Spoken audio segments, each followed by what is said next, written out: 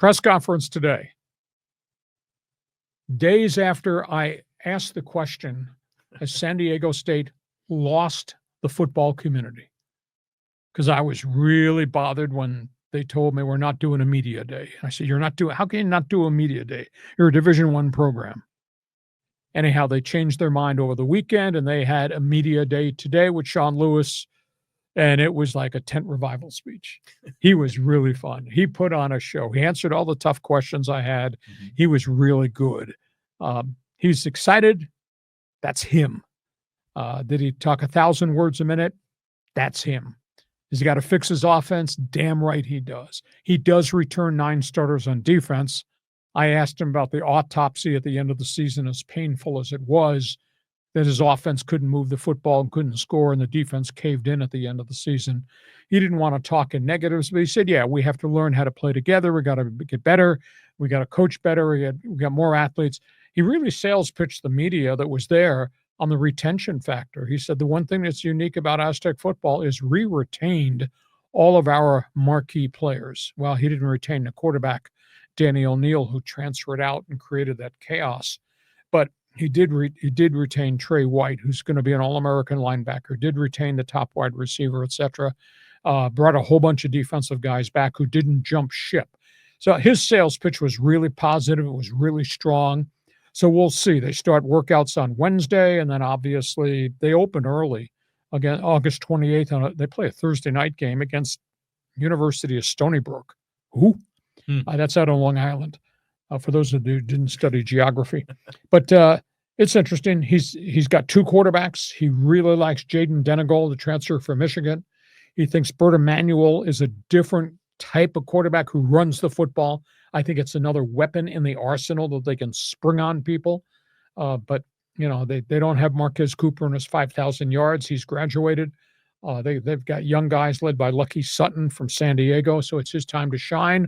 We'll see if they can hold up. They got every tall timber fir tree that they could recruit.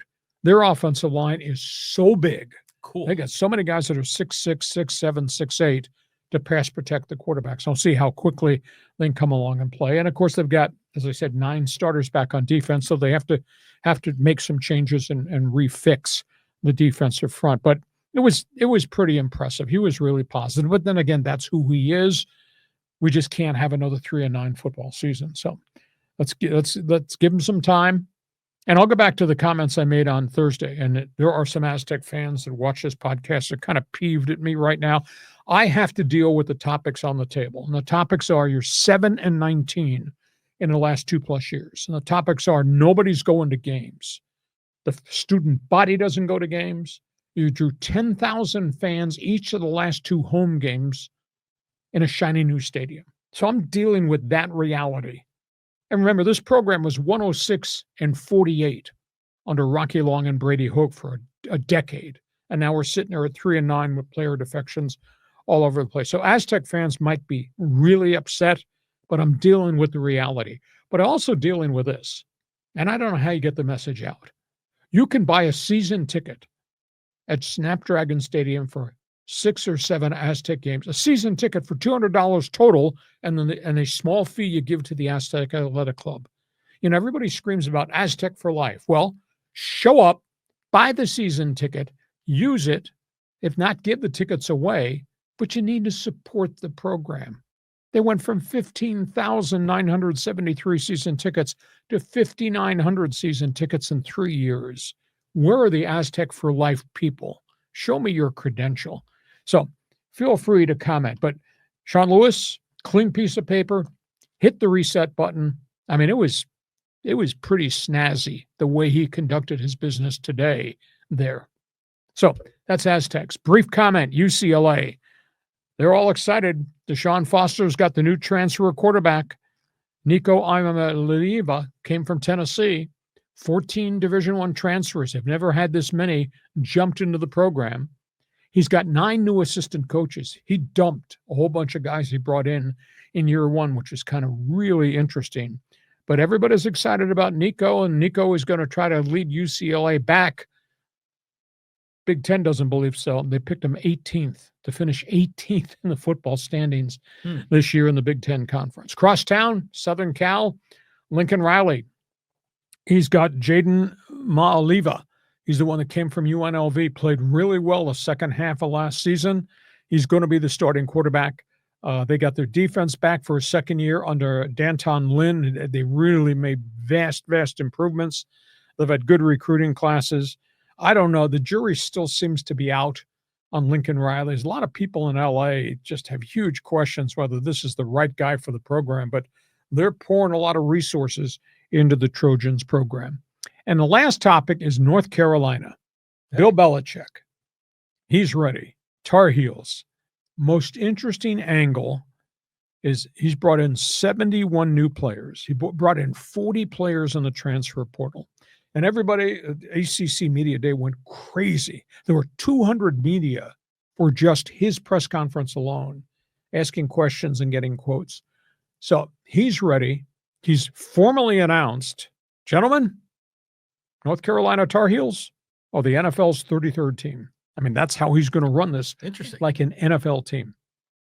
And the other thing, do you know who's not around the building nor practices? Oh, Hot Pants? Hot Pants. Jordan, what's her name? Richards? Mm-hmm. Not there.